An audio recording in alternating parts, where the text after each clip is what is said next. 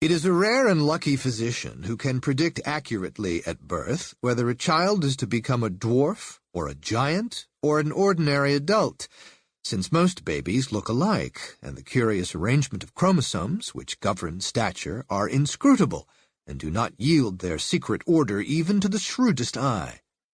Time alone gives definition.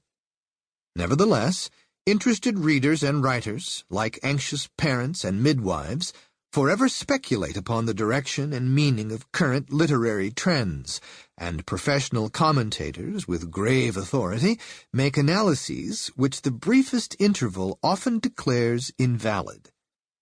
But despite their long historic record of bad guesses, bookish men continue to make judgments, and the recorded derelictions of taste and the erratic judgments of earlier times tend only to confirm in them a sense of complacency.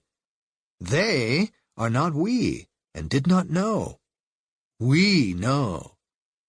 To disturb this complacency is occasionally worthwhile, and one way of doing it is to exhume significant critical texts from the recent past. Those of the last century, in particular, provide us with fine warnings. For instance, we do not believe any good end is to be effected by fictions which fill the mind with details of imaginary vice and distress and crime, or which teach it, instead of endeavoring after the fulfillment of simple and ordinary duty, to aim at the assurance of superiority by creating for itself fanciful and incomprehensible perplexities.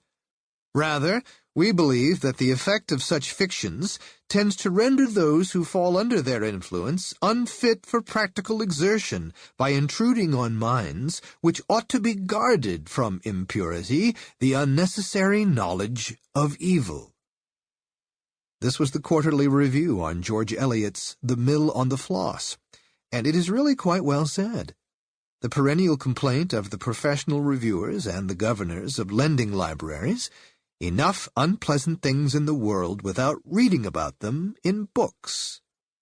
Or the following attack on preciosity and obscurantism, Blackwood's Magazine, 1817.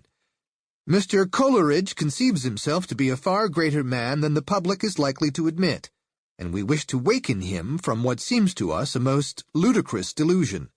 He seems to believe that every tongue is wagging in his praise. The truth is that Mr. Coleridge is but an obscure name in English literature. Coleridge was 45 years old at this time, and his major work was long since done. In London, he is well known in literary society for his extraordinary loquacity. And there follows a prolix attack upon the Biographia Literaria. Or this excerpt from an 1848 Quarterly Review, deploring the pagan, the sexual, and the vicious. At all events, there can be no interest attached to the writer of Wuthering Heights, a novel succeeding Jane Eyre and purporting to be written by Ellis Bell, unless it were for the sake of more individual reprobation. For though there is a decided resemblance between the two, yet the aspect of the Jane and Rochester animals in their native state, as Catherine and Heatfield, is too odiously and abominably pagan to be palatable even to the most vitiated class of English readers. With all the unscrupulousness of the French school of novels, it combines that repulsive vulgarity in the choice of its vice which supplies its own antidote.